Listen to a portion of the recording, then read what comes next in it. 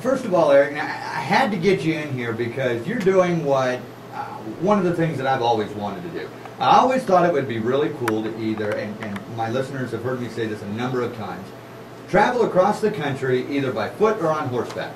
And you're doing it by foot. And you're even going one step further. You're going barefoot. Barefoot. Now, tell me where'd you start? Rockford, Ohio, Memorial Day of '08. And where are you headed? Seattle, Washington. Any timetable? No, I tell you what, you can't predict who you're going to run into, and sometimes people want to stop and talk for 10 minutes, sometimes for 45, but if someone wants to stop and talk, well, we're going to talk to them, because Bill Gates might not want to meet us. Yeah, yeah. Well, and you know, that was also kind of my thought too, is I didn't want to have to do, if I was going to do something like that, I would have to be independently wealthy, because I didn't want to go on a time, I didn't want to use a time frame. You know, if I stop in a town that's got a big festival going on for a couple of days, oh, for sure. Shoot, I'd like to stick around and be there. So have you been able to do stuff like that? Oh my goodness, we've walked from the Nebraska Land Days Parade to the Cheyenne Frontier Days Parade to every town we come into now. When people they know what's going on, it looks like little parades itself or anything. Just the line, I mean, talking to 20 and 30 people at a time. I mean, it's just great how many people come out of the woodwork to support us, and well, they believe in this, and they know something with this education system has got to change. Yeah, well, and let's go ahead and talk about this. This is the reason that you're walking. Well, think of a touchscreen that interacts with you as you watch TV. So as you're watching a show you're to enjoy, I just give you 3 simple trivia facts of knowledge. Would you like to learn more about this, this, or this? And as you keep interacting with it, the next things presented to you are right up your alley. So as a child would watch Sesame Street and Bert and Ernie Says A and B and 1 and 2, they'd select appropriately. Get it, it goes on. If they don't understand it, they'll go back through it. Well, what it does is it inspires and drives that curiosity. Because a 5-year-old child's like, why? Yeah, why? I've got a 6-year-old boy at home, so I know exactly what you're talking about. Exactly. You know, well, they're asking us things that they're curious and interested in.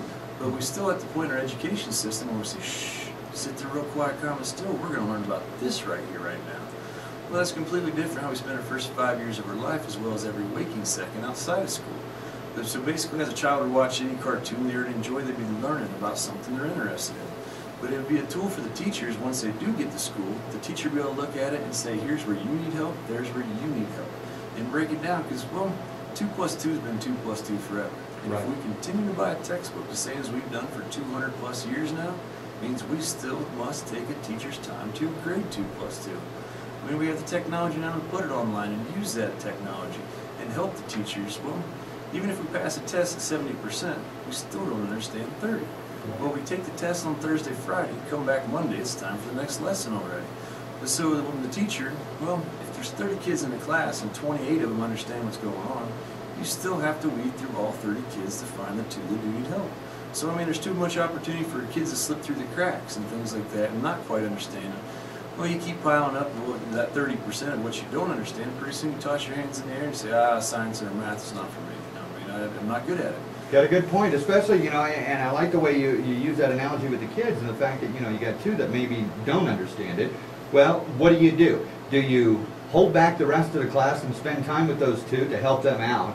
Or do you leave those kids behind and keep moving on with the other 28 kids? Well, that's the problem we're in right now. I mean, the kids that are gifted, or however you want to say, I mean, they're not being challenged enough, and the kids that can't quite keep up, I tell you, it's not working for them as well. They're getting left behind. Yep. What's the name of the program? Is this a software program then? It is a software program, but we're going to put it out there on your your phone, to your laptop, to anything, any way you can basically sign on the internet. But the biggest thing is to be touchscreen, ease of use. Now, I imagine there'd be a cost associated with this somehow. Well, I tell you what, you know, if we charge $40 a month to get on the Learning Network, we're still cutting our throats who we're even trying to reach. I mean, because we're trying, you know, this doesn't not only work with the kids, but I'm talking the average Joe, because we all love to think, you know, and right now all we're seeing is the commercial that we can't afford. I mean, something that just, it keeps your days bleak and dreary. I mean, when it constantly reminds you of the bills you have to pay and you can't even do anything else. Yep. I mean, but anytime you're thinking about something new and that's right up your alley, well, now you pick your head up and you look around and, you know, you're more accessible to your family, your friends, society. Absolutely. I mean, so something like this, if we can reach the people and the kids or whatever that necessarily didn't appreciate school while they're in school, well, you get them thinking, less like they're ever going to pick up a gun, rob, rape, or pillage.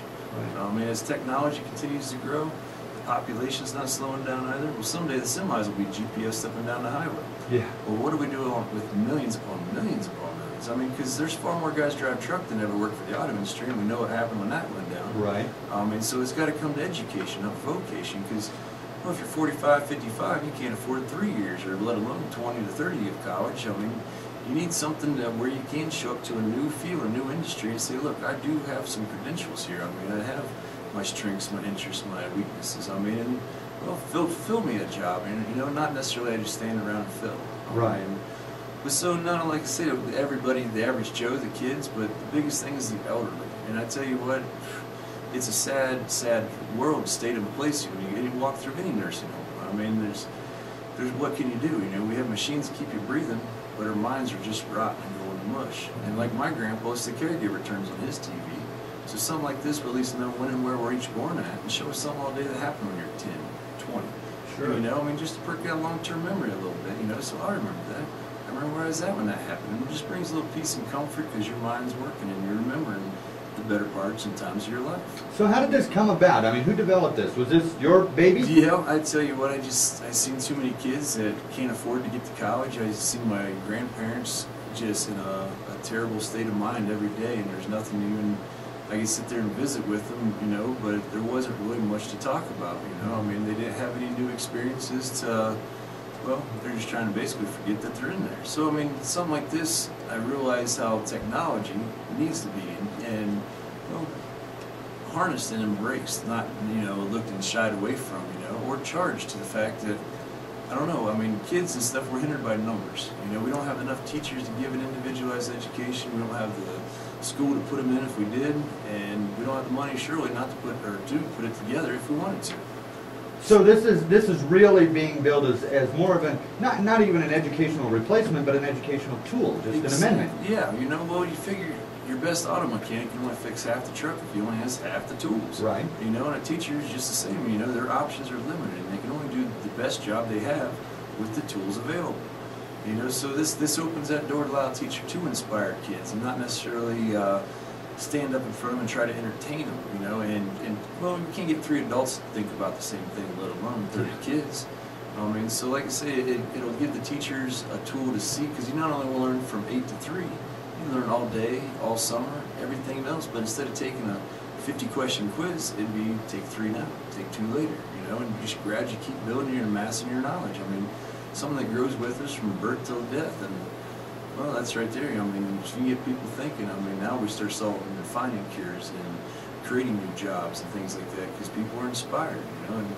And so are you taking this to school districts, or is this something you're going to be doing when you're done with your track? well, actually, I've talked to the State Department level in Wyoming, and they discussed how it'd have to be approved by individual districts. But that's a little far out there for us right in this second. But we are doing school assemblies and things like that. The administrations and things are finding out about us. They're loving our message, and well, we turn it into a story of dedication and desire. You know, I mean, sometimes life turns you on your heels, and you don't know where and how it happened, but well, I tell you what, you pick your head up and look around, you know it could be worse. And it's just a fact of life.